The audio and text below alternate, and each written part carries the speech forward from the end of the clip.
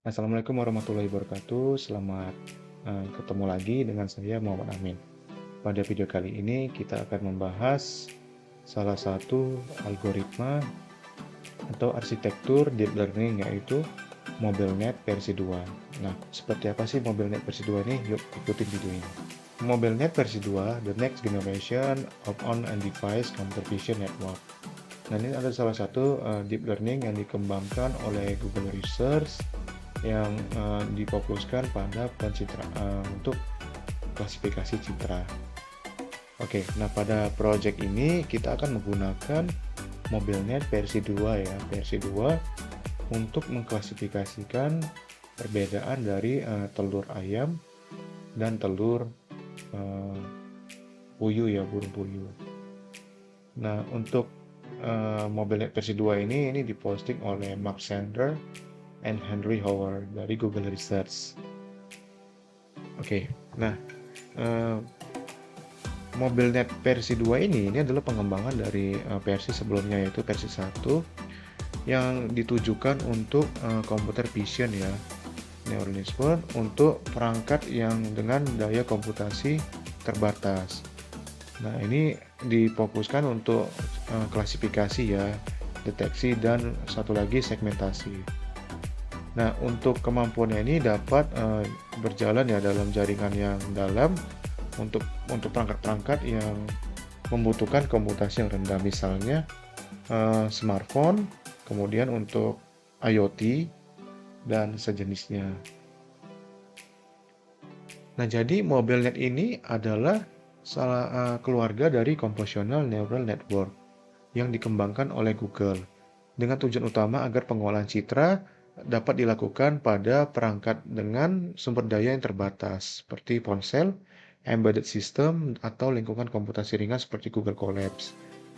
Nah, alasan lainnya kenapa menggunakan MobileNet versi 1 ini karena nanti saya akan melakukannya menggunakan Google Colabs. Oke, untuk selanjutnya, kenapa tidak pakai yang CNN biasa ya, yang konvensional? Nah, CNN biasa yang konvensional seperti PGG atau ResNet itu memang sih memiliki akurasi yang tinggi, namun membutuhkan komputasi dan sumber daya yang tinggi pula ya, dan memori yang besar juga. Jadi pada kasus saya, jumlah data yang saya gunakan itu relatif kecil ya, dan lingkungan komputasinya cukup terbatas sehingga penggunaan model besar itu berisiko menyebabkan overfitting ya, dan waktu pelatihan yang lama. Jadi oleh karena itu MobileNet ini menjadi pilihan yang cocok ya, karena ringan, cepat, dan tetap akurat. Oke, apa itu MobileNet versi 2? Nah, di sini dalam tugas ini saya menggunakan MobileNet versi 2, yaitu yang versi lanjutannya ya dari generasi sebelumnya, itu versi 1.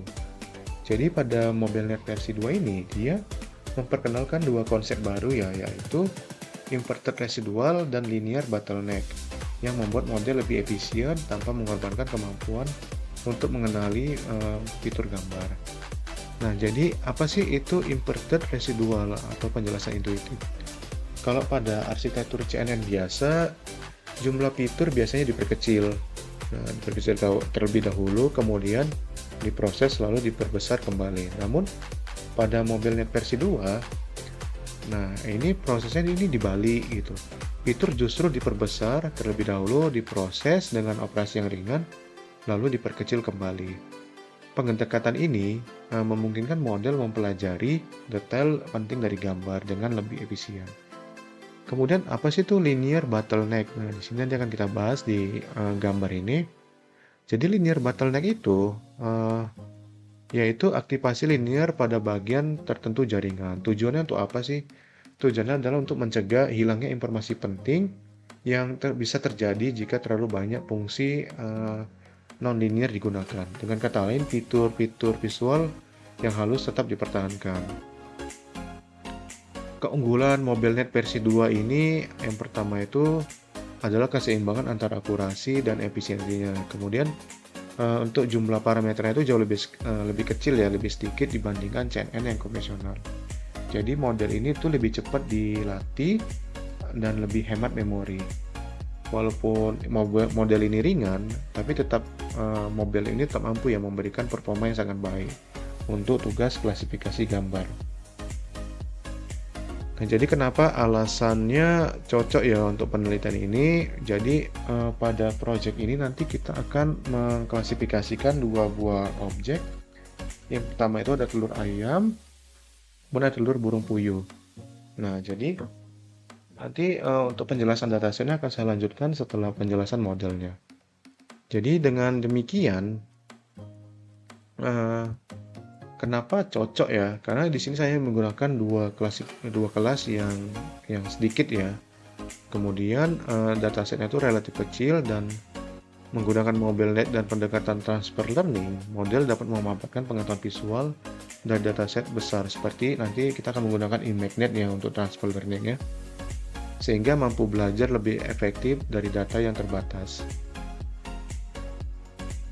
Jadi penggunaan MobileNet pada penelitian ini memungkinkan proses klasifikasi citra dilakukan secara efisien, akurat, dan sesuai keterbatasan data lingkungan dan komputasi. Jadi ini pilihan yang tepat ya. Selanjutnya saya di sini akan menjelaskan bagaimana proses yang dilakukan dari arsitektur MobileNet versi 2 ini. Oke, kita mulai dari bagian yang sebelah kanan ini. Nah, ini bagian input ya. Jadi di sini input gambar.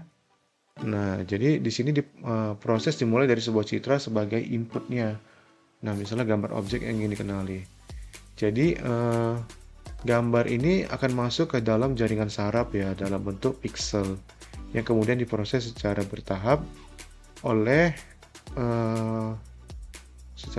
beberapa lapisan convolution. Oke, di sini nanti kita menggunakan gambar-gambar yang akan kita klasifikasi yaitu untuk telur burung puyuh dan telur ayam. Nah, selanjutnya ini bagian building blocknya, ini bagian tengahnya. Nah, jadi bagian building block ini untuk apa sih? Ya inilah unit dasar yang akan diulang-ulang berkali-kali di dalam jaringan. Jadi bagaimana alurnya? Kita mulai alurnya dari bottleneck input ya. Jadi bottleneck input ini dia itu blok ini berfungsi untuk menerima fitur ya dengan dimensi yang relatif kecil yang disebut dengan bottleneck input. Misalnya fitur ini sudah dipadatkan dan hanya bersisa informasi penting ya yang tersisa. Nah, ini hanya informasi penting yang tersisa maksudnya. Kemudian di bagian ini ada compositional 1x1 relu. Nah, ini untuk apa? Nah, ini langkah pertama yaitu untuk memperbesar jumlah fiturnya dulu. Jadi pada tahap ini tahap yang disebut expansion juga, tujuannya agar model memiliki ruang yang cukup untuk mempelajari data visual. Nah, selanjutnya, jadi berbeda dengan CNN yang konvensional atau yang biasa. Nah, di MobileNet ini justru memperbesar fiturnya terlebih dahulu. Nah, di sini dia diperbesar nanti menggunakan selanjutnya adalah Deepwise Convolutional 3x3. Jadi di sini dia akan proses diperbesar dulu, baru kenapa penting? Karena operasi ini sangat efisien karena setiap channel diproses secara terpisah sehingga mengurangi beban komputasi. Jadi, nah inilah proses yang membuat MobileNet versi 2 ini lebih ringan dan lebih cepat ya. Selanjutnya untuk konvensional linear 1x1-nya, nah disinilah setelah prosesnya itu diperkecil, kembali menggunakan konvensional 1x1 dengan aktivasi linear. Nah, jadi proses aktivasi linear ini digunakan agar informasi yang penting itu tidak hilang akibat fungsi dari non-linearnya.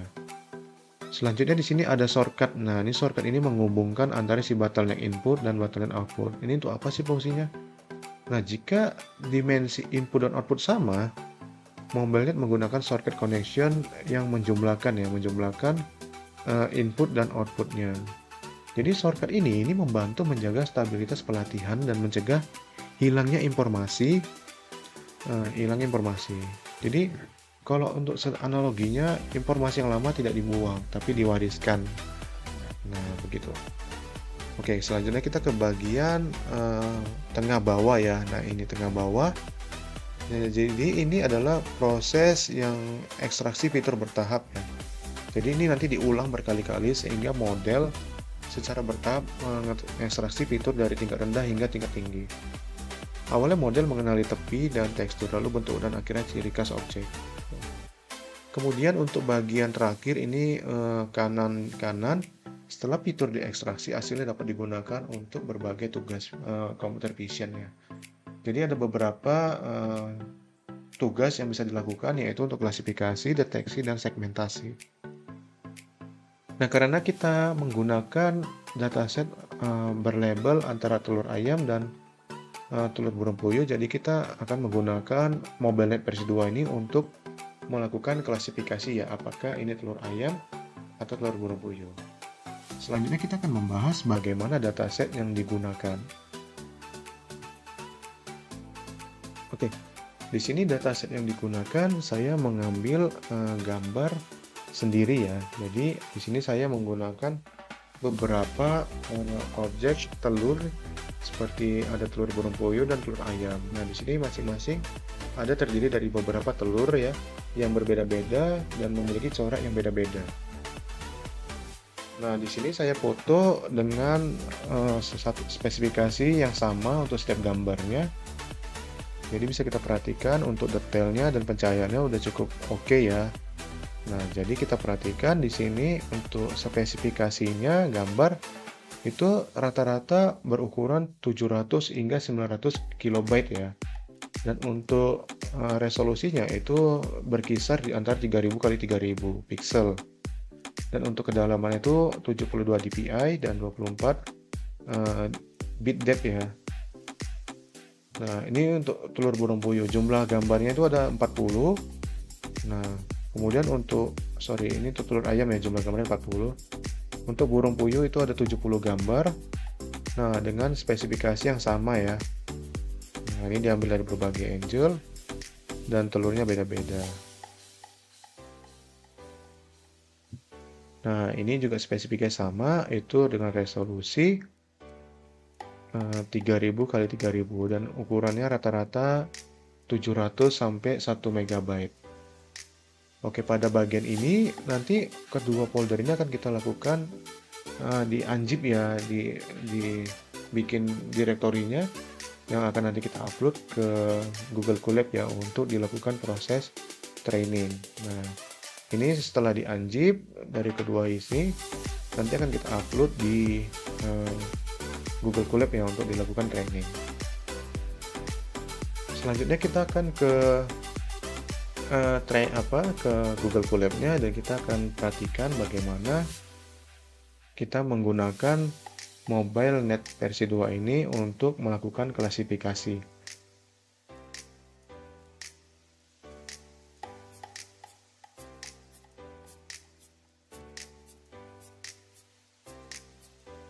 Oke, yang pertama di sini kita akan mengupload filenya dulu ya.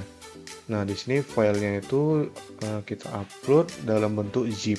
Nah, nanti setelah diupload kita akan langsung melakukan proses unzip ya. Jadi agar tadi file yang kita kompresi di zip itu akan diekstraksi di Google Colab kita. Kemudian nanti si ini akan membentuk direktori baru ya, yang itu ada dataset telur dan dataset telur ayam, dataset telur puyuh. Oke, ini coba kita upload. Nah, menunggu proses uploading, saya akan menjelaskan bagian lainnya. Nah, nanti untuk bagian ini ya, oke. Nah, untuk bagian ini nanti dia akan mengecek apakah sudah ada ya atau belum datasetnya yang akan kita gunakan nanti. Nah, kemudian bagian sini. Nah, ini adalah fungsi untuk melakukan split ya. Split, karena kenapa harus di split? Oke. Nah, di sini nih kita akan melakukan proses split ya. Kenapa harus di split? Nah, di sini kita akan membagi dari source-nya dataset telur dan menjadi beberapa folder ya nanti yang akan membantu proses trainingnya. Nah, di sini untuk trainnya itu 0,7, PAL 0,15 dan TSN 15. Nah, di sini untuk random scene 42. Kemudian di sini akan disalin ya dari folder dataset telur tadi ke beberapa folder baru ya, yang diantaranya ada folder train, PAL, dan test. Nah, kemudian itu proses split telah selesai. Nah, jadi selanjutnya, nah ini dia akan membentuk beberapa direktori baru ya. Direktori baru yang bisa kita perhatikan di sini ada dataset split. Nah, itu ada untuk train Puyu, tes Puyu ayam, dan kemudian pal Puyu ayam. Oke, selanjutnya di sini kita akan mengimport beberapa library ya, library yang akan kita gunakan. Yang pertama ada TensorFlow keras, ini untuk membuat atau melatih model deep learning. Kemudian NumPy ini nanti untuk mengolah-olah angka. Kemudian untuk accelerometric ini untuk menghitung evaluasi dari akurasi, kemudian untuk precision dan recall dan F1-nya. Oke, di sini kita akan melakukan set lokasi dataset dan parameter dasarnya dulu. Nah, apa aja? Nah, di sini kita perhatikan datasetnya itu sudah di split ya nih. Jadi ada 3 folder baru tadi. Untuk train direktorinya di folder train, file direktorinya di file, test direktorinya di test. Kemudian untuk gambarnya ini akan kita ubah menjadi resolusi standar dari MobileNet versi 2 yaitu 224 x 224. Untuk batch-nya itu sebanyak 16. Kenapa? Supaya trainingnya stabil dan dataset untuk dataset yang kecil. Selanjutnya untuk load dataset dari folder ya. Nah, ini kita kan udah melakukan setting untuk apa tadi direktorinya, lokasinya. Kemudian kita harus load datasetnya. Nah, jadi nanti di sini keras ya. Keras itu membaca folder ayam dan Puyu. Lalu otomatis memberi label angka 1 dan 0 karena kita hanya menggunakan dua model ya. Dua kelas klasifikasi yaitu telur ayam dan telur puyuh. Nah, setelah ditentukan, nanti di sini akan terbentuk dua kelas yaitu ayam dan puyuh. Kemudian untuk optimasi Vivalant-nya, untuk data cache dan prefetch-nya di sini ada beberapa, misalnya jadi dia agar membantu prosesnya agar lebih cepat ya trainnya. Jadi ada cache-nya, nanti datanya itu disimpan dulu di memori biar dia lebih cepat. Kemudian untuk shuffle diacak agar urutannya dia tidak belajar secara berurut. Dan yang selanjutnya ada prefetch. Nah, prefetch itu mempersiapkan batch berikutnya ya agar GPU-nya tidak menunggu. Oke, kemudian untuk data augmented ini karena kita menggunakan datasheet yang terbatas, jadi pada bagian augmentation ini nanti gambar itu akan dilakukan seperti misalnya diputer-puter, di zoom atau kontrasnya pun diganti. Fungsinya untuk membantu ya model agar lebih maksimal dalam belajarnya dan tidak sekedar menghafal. Oke, selanjutnya di sini ada load MobileNet-nya. Nah, untuk yang pre-train transfer learning-nya tadi kita ingin menggunakan transfer learning yang udah jadi ya dari IMAGNet. Tapi di sini ada beberapa fungsi lain yang kita gunakan agar tidak mengganggu dari proses yang utamanya. Tujuannya untuk apa? Agar tidak terjadi overfitting. Jadi untuk weights-nya itu nanti kita menggunakan pengalaman pre-trained yang ada di IMAGNet. Nah, kemudian untuk include top-nya ini kita false-kan dulu. Jadi classifier bawaannya itu kita buang dulu ya. Jadi karena kita cuma punya dua kelas yaitu telur bangkuin dan telur ayam. Kemudian untuk image untuk ini trainable false-nya itu tahap awalnya kita freeze dulu agar tidak merusak pengetahuan yang tadi kita buat gitu yang di awal. Nah, kemudian untuk bagian ini model klasifikasi dua kelas ya, dua kelas. Jadi pada bagian ini nanti ada beberapa fungsi. Yang pertama tuh ada input. Nah, ini inputnya untuk gambar masuk dan kemudian ada augmentation. Augmentation itu untuk apa? Untuk variasi gambar saat training. Kemudian ada preprocess input. Nah, ini preprocess input ini normalisasi sesuai MobileNet versi 2-nya. Kemudian ada base modelnya. Ini apa base modelnya? Ini ekstraksi fiturnya. Global effect-nya ini untuk mengubah fitur map menjadi vektor ringkas. Dropout ini mencegah overfitting ya. Nah, ini fungsi yang penting untuk mencegah overfittingnya. Dan kemudian untuk dense-nya 2. Kenapa 2? Karena kita hanya menggunakan dua kelas ya. Dua kelas yaitu tadi puyuh dan ayam. Kemudian untuk softmax ini untuk menghitung probabilitasnya. Jadi model ini menggunakan MobileNet versi 2 sebagai ekstraktor fiturnya. Lalu saya tambahkan layar klasifikasi sederhana untuk membedakan dua kelas. Nah, di sini adalah proses compile ya. Jadi kita di sini menggunakan Adam. Nah, Adam itu apa? Adam itu salah satu optimizer yang populer dan stabil. Kemudian di sini kita menggunakan sparse categorical Gaussian trophy. Nah, ini karena label kita tuh hanya dua, jadi kita analogikan seperti binary ya, 0 dan 1. Dan di sini akurasi untuk memantau performanya selama training.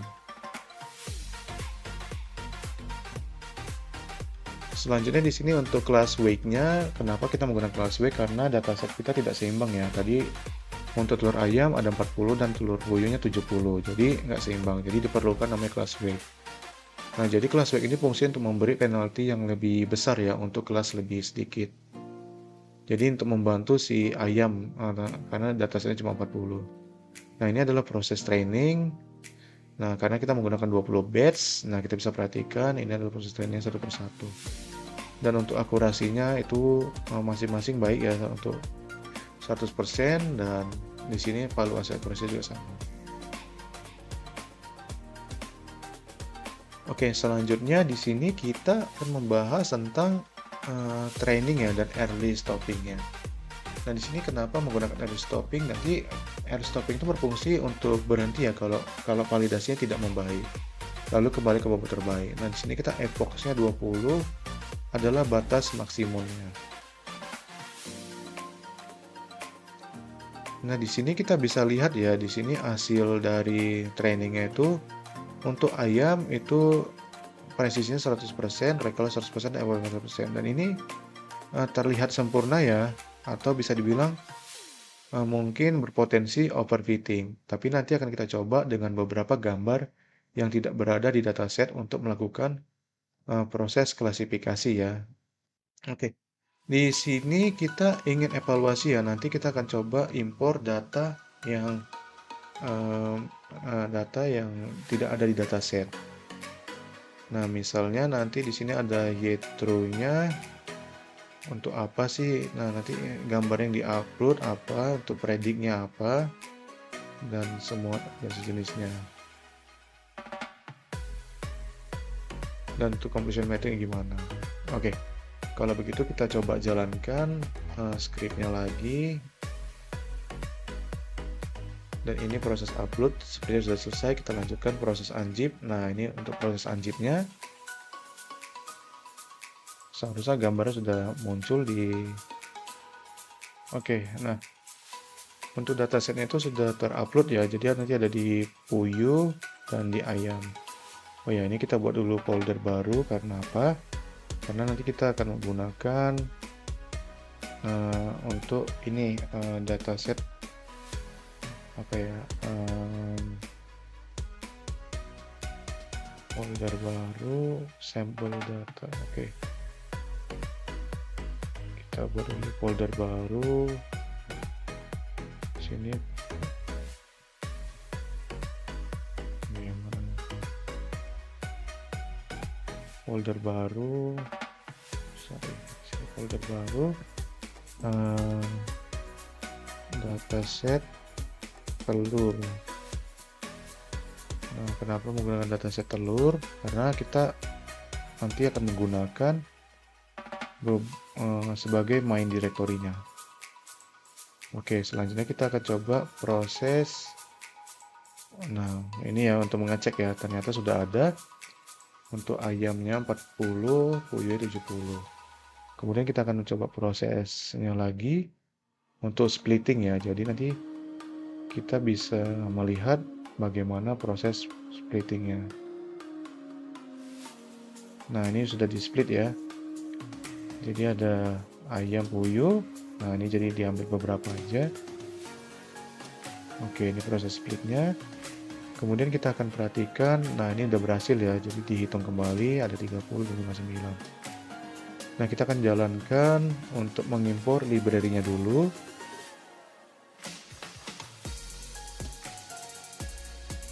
Oke, selanjutnya kita akan melakukan klasifikasi untuk parameter dan set lokasinya. Oke, sudah oke. Kemudian kita di sini akan melakukan load-nya ya, dataset dari folder yang tadi kita buat. Nah, ini udah ditemukan ya, pound 77 file, 16 file, dan 17 file. Dan masing-masing adalah dua kelas ya, yaitu ayam dan puyuh. Kemudian untuk autotune-nya, jadi ini untuk membantu prosesnya agar lebih cepat ya. Jadi dia optimasi dulu file-filenya dan data cache-nya dan pre-cache-nya. Kemudian di sini untuk data augmented-nya, karena di sini untuk membantu ya, karena dataset kita kecil, jadi nanti diperlukannya sebuah augmentasi. Nah, di sini kita akan minta pre-trained-nya itu menggunakan iMagnet. Kita jalankan bagaimana hasilnya. Nah, oke, tadi sudah kita jelaskan. Kemudian selanjutnya di sini kita akan mencoba untuk membangun model klasifikasinya ya untuk dua kelas. Kita klik aja. Nah, oke, modelnya sudah terbangun dan selanjutnya kita akan melakukan compile ya. Nah, kita lakukan compile menggunakan Adam. Nah, ini seperti untuk strukturnya tadi yang kita jelaskan pada gambar sebelumnya. Nah, kita bisa perhatikan input layernya nih, ini gambar yang masuk di awal ada 224 24 ya untuk resolusi gambarnya. Kemudian diperkecil kembali dan ini untuk outputnya ya. Kemudian untuk class weight-nya ini kita jalankan.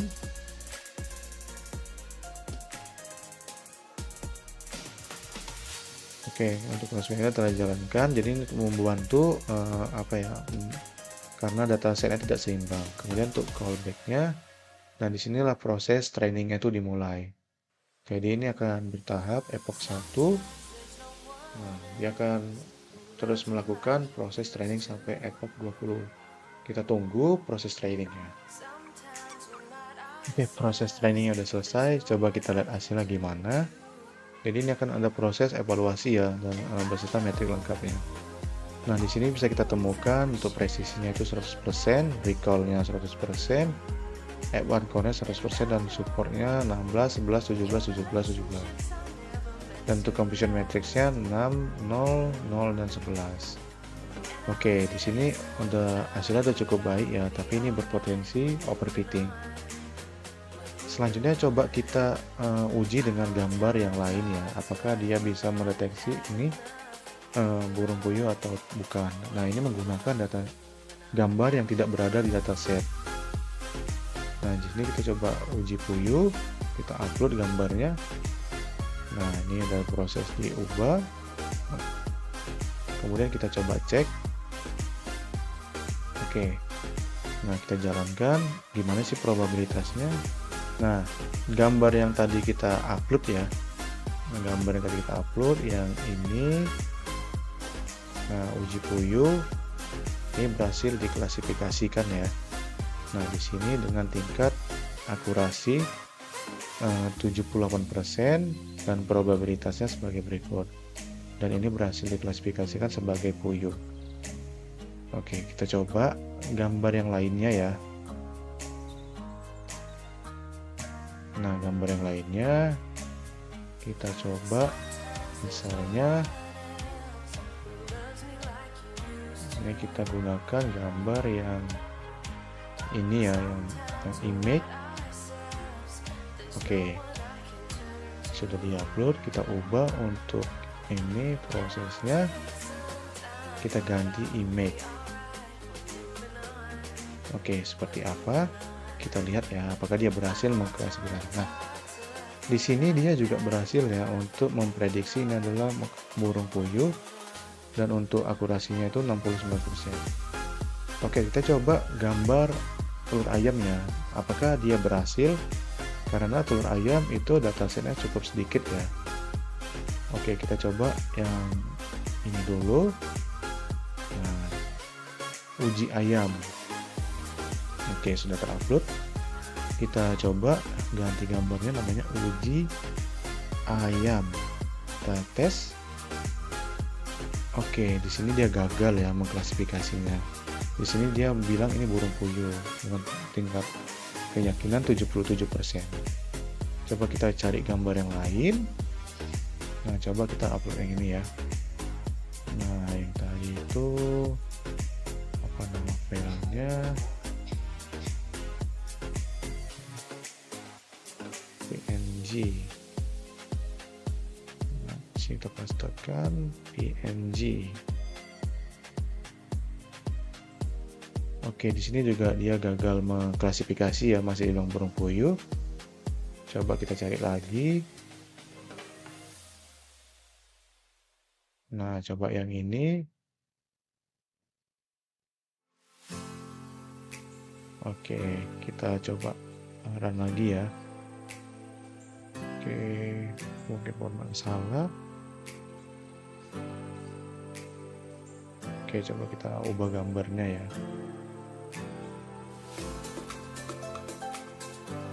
1, 2, 3 untuk formatnya JPEG. Oke, 1, 2, 3 format JPEG.